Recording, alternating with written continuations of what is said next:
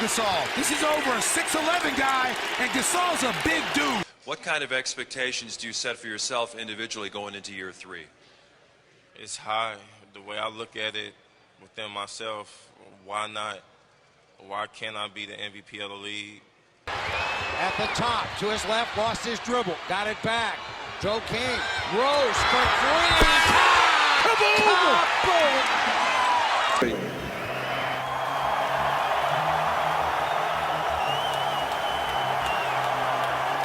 Well, I mean, I can tell when a player, truly wants to be better, when a player truly wants to improve, and I respect that about them, and I admire that, and because that was a quality that I had when I was a kid growing up. Rose down the lane, score! This is a man's game. No boys allowed. I signed with BJ and them and Arn Tellem at the time because that was Kobe's first agent. 3 years, first 2 or 3 years, I didn't go to parties. I didn't go out to eat. I didn't go to concerts. I ain't do none of that shit because I'm thinking Kobe is not doing it. Right. Derrick Rose's rise from a promising rookie to an MVP in just 3 years wasn't a coincidence at all. According to Rose, much of his drive and dedication came from the example set by Kobe Bryant. Rose shared on the My Expert Opinion podcast in 2022 that during his first 3 years in the league, he completely cut himself off from distractions. No parties, no concert, no hanging out. So my first 3 years, first 2 or 3 years, I didn't go to parties. I didn't go out to eat. I didn't go to concerts. I ain't do none of that shit because I'm thinking Kobe is not doing it. Right. You get what I'm saying? I'm like, damn, he had, like, I tell you, but I'm thinking like he not doing it. I'm like, Kobe ain't doing this, and I ain't mentioning him. I ain't saying this. I am playing different positions, but I could tell he was improving every year from when he came in. He's an athletic player, all athleticism. Then he went from that to being skilled, being able to shoot, etc. I'm seeing it, I'm like, oh shit. Like, and he's not showing nobody his workouts. So it's like, oh, he's like separating himself from people, and that intimidation.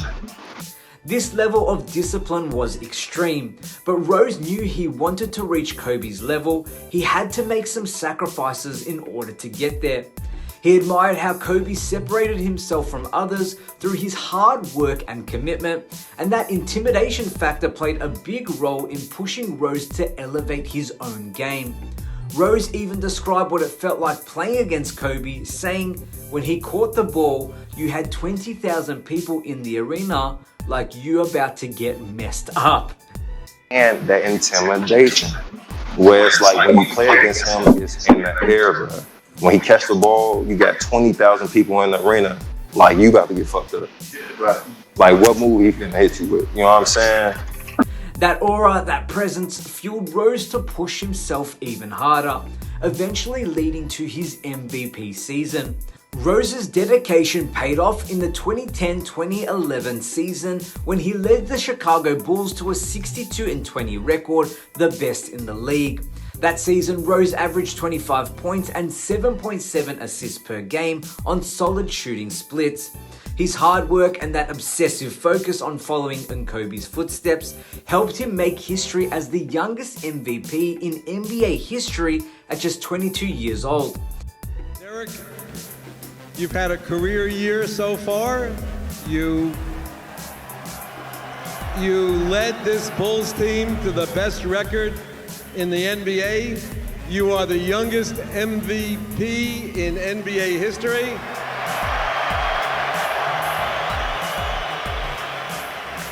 And in a league of very valuable players, you are the most valuable, and it is my pleasure to award to you the Kia NBA 2010-11 MVP trophy.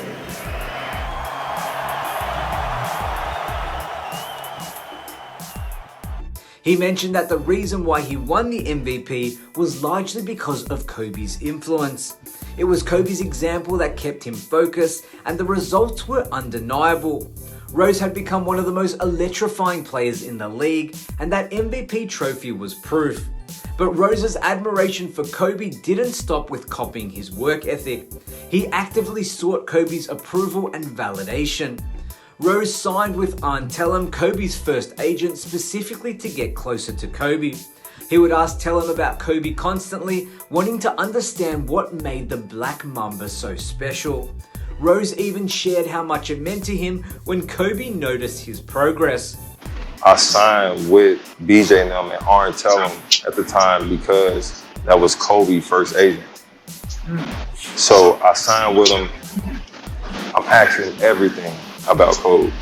This and that, what's going on, how he used to like do this and do that. Like, I want to see if he seen that I've been working on my shooting. He noticed it. Like, damn, you've been working on your shooting. Like, I'm like, oh shit, Kobe noticed that. Well, I mean, I can tell when a player, truly wants to be better, when a player truly wants to improve, and I respect that about them, and I admire that, and because that was a quality that I had when I was a kid growing up. And that being said, I mean, I've seen improvement in this game from last year to this year. I mean, he has a long range ball now. He can squat behind the pick and shoot. He can pull up off the dribble and shoot. Him getting to the rim obviously goes, unquestioned. So seeing that improvement shows me that he's putting the time into the gym, and I certainly respect that. That moment of recognition from his idol was huge for Rose and validated all the hard work he had been putting in. Now, here's where it gets interesting and all ties together. This whole story illustrates a concept Kobe Bryant called the chain reaction. Kobe believed that greatness is passed down from one player to the next. He himself learned from Michael Jordan, who in turn learned from legends like David Thompson and Jerry West. Kobe explained that his chain reaction is how players like Rose, even LeBron James and others continued to evolve the game. Here's the thing though, man, is that like things that MJ was doing, he learned from David Thompson and Jerry and those guys. Stuff that I've done, I've learned from MJ. Stuff that Bron does, learned from me and playing on the Olympic team and the work ethic and all that stuff. It's a chain thing, man. I know people want to talk about who's this, who's that, because it fills up good conversation time or downtime, whatever the case may be. But for us as athletes, it's really a chain reaction. You can't have one without the other. It's just not possible. That's a good point. This cycle of influence shows how athletes push each other to be better, even if their generations don't align. And Rose is a perfect example of this. He admired Kobe, followed in his footsteps, and then passed that torch on to players like Ja Morant, who carry Rose's explosive style in today's game. Unfortunately, Derrick Rose's career was derailed by injuries. A torn ACL in 2012 changed the course of his life. And though he's made an incredible comeback, he was never the same player that dominated the league during his MVP year. Rose recently announced his retirement, ending an incredible 16-year career. But his legacy is far from over. Just like Kobe's influence lived on through Rose, Rose's influence can now be seen in the next generation of players. Whether it's Morant's athletic finishes at the rim or the relentless drive of other young players that mirror what he brought to the table in his prime. Derrick Rose added his own link to the chain of basketball greatness. So there you have it. Derrick Rose's path to becoming the youngest MVP in NBA history was deeply inspired by Kobe Bryant's legendary work ethic. The chain reaction of greatness continues, and Rose's legacy will live on through the next generation of NBA stars. If you enjoyed this breakdown, don't forget to like, share, and subscribe for more upcoming videos and NBA content. My name is Damian Peters. As always, thank you so much for watching, and I will see you next time.